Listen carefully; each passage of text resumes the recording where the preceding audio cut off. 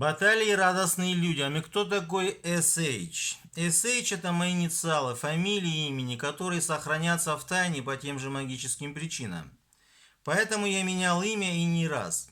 Без имени колдовство так не действует, хотя моим именем становится и то, как меня называли за мою жизнь, видимо, чтобы максимально усложнить реальный поиск зверя. Руслан, Шамиль, Махмуд, Али, Умар, Расул, Рашид и многие другие имена разбавляют бесконечность и сущность зверя, абстрагируя его от иллюзии мира, данного в ощущениях. А баталии, радостные людям, это рутина из моей жизни, более приятная на слух читателю, как магическое побоище. Ненавижу.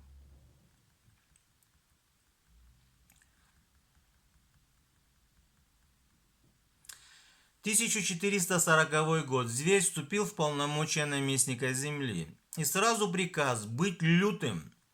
Видимо, должников у Дона Корлеона было много за оказанные услуги, и не только это. Извините. Там происходили локальные зачистки в улусе великого хана, где распоясались скоты и джинны. С котами связываться не любили даже девы. Зверь отстрелял их с несколько десятков, остальные сбежали за горы. Так слава о каком-то непонятном хрене стала расширяться по миру, хотя и локально пока. Но больше зверь работал тогда по мировым точкам, чтобы потушить главные очаги. На деле же Аллах просто представил своего нового наместника. Уж не знаю, кто был предыдущим, видимо, немалый авторитет в реальном мире. Мне говорят, что он был обычным пастухом, всю жизнь проведя в степи, а совсем не за проповедями и написанием книг, а обломись чья-то черешня. Дедок, главный авторитет мира магии последнего полувековья или более. Дедок был агрономом, крупнейший колдовской авторитет за последние полвека минимум из людей Писания. Правители стран даже не мечтали об аудиенции у него, получая его распоряжение через его шестерок, и это в лучшем случае. Зверь отморозок даже не знал о его существовании, хотя ничего более логичного не было. Но я слаб в логике и просто знаю, когда меня ставят в известность. А здесь вообще все случилось постфактум, чтобы окончательно унизить детка в зените славы, когда он ожидал даджала прислуживать, а его с крыши небоскреба скинули случайно, когда столики расставляли. Робот притащил какого-то типа с обычной на первый взгляд магией. Зверь впрягся в темную. Все как обычно. Прочитал первую главу Корана и все. Потом почему-то решил подарить ему свой любимый перстень. Тот согласился и сразу надел, и тут началось. Какой-то дед начал орать, что если с того парня перстень не снимут, то этот дед сдохнет к утру. И я спросил робота, он сказал, что криков не слышит. Сейчас я понимаю, что у робота нет доступа к альфа-уровню опасности, и слава богу. Но начиная со второго и ниже, его виделка работает зашибенно. Сам часто к нему обращаюсь. Короче, дедок сразу отстегнул своих шестерок, которые сделали магию в надежде перекрыть канал обратки. Но дедок был их крыше, и обратка нашла его. Канал не закрылся, видимо, из-за перстня. Была пятница около 4 часов дня. Я ушел и забыл про все.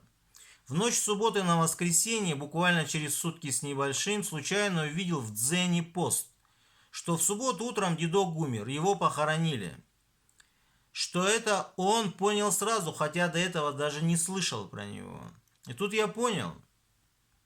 Когда зверь раньше говорил, что кто-то умер в результате возврата магии по причине излечения от нее, я воспринимал это как аниме какое-то или виртуал. Но на деле умирали демоны подлунного мира из людей, не говоря уже о джиннах в невидимых измерениях.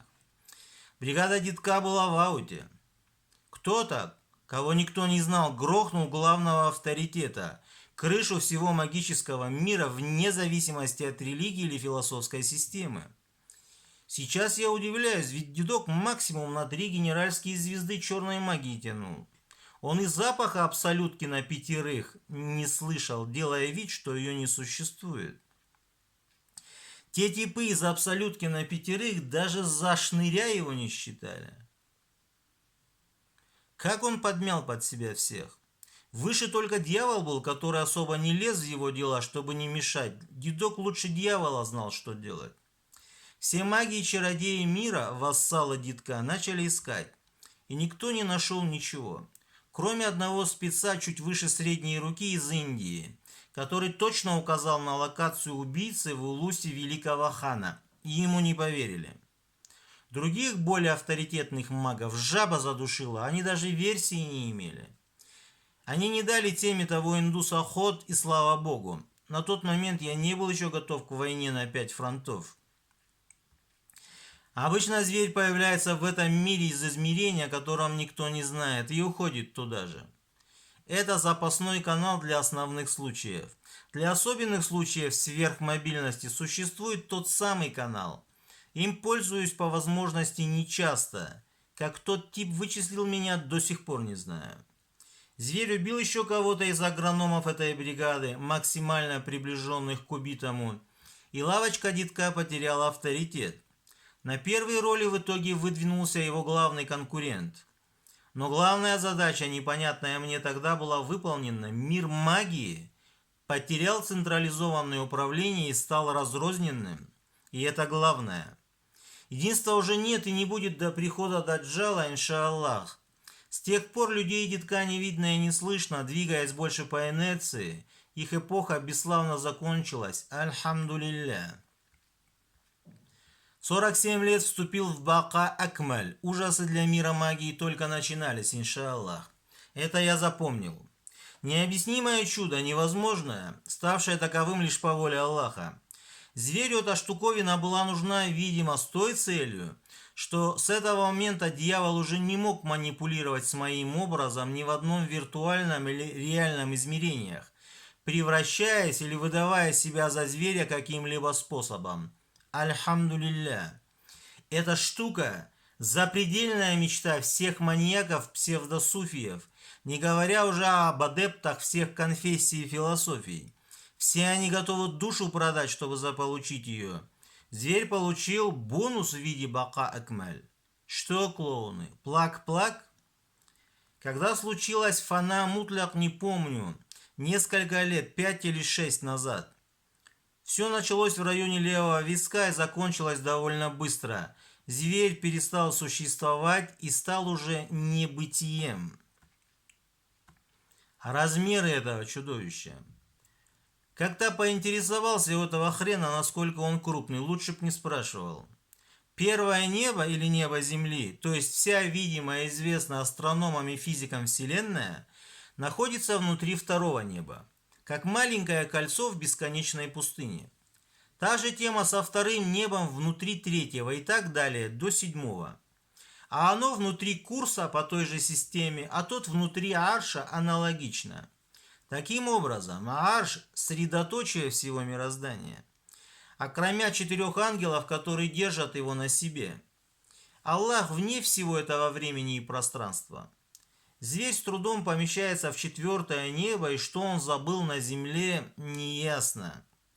Во всем этом огромном пространстве зверь, уже имеющий полную власть, ему не очень нужную и непонятную, над системой пространства-время передвигается благодаря каналу связи, который был доступен всего нескольким существам. Именно по нему Джабраил успел на землю подхватить каплю с губы пророка на Ухуде за несколько мгновений, хотя находился в районе ангелов, держащих арш. Но все это ничто, абсолютное ничто по сравнению с мощью хозяина, отблески величия которого без меры данного ему самим Аллахом есть сила зверя. География предварительных событий. В основном действия пока происходили в западном и северном полушариях, изредка в восточном, не особо в южном. И я неплохо говорю по-русски, хотя сам не русский. Знаю неплохо английский и арабский, похуже и с трудом понимаю романские языки. В перспективе изучения персидский, хинди, японский. Мой родной язык популярностью в мире не пользуется, но имеется в наличии как основной носитель рунологии. К сожалению, для некоторых приближенных Че, мнящих себя светилами рун, но и запаха рун не знавших. Что, пахарь кирпичей, задело? Кирпичи очень богаты. Зверь уже получал с них, когда кидал в пряги за Че. И, видимо, в благодарность за это последний назвал меня мошенником. После чего зверь слил Че, и теперь у того неразруливаемые проблемы. Мои поздравления.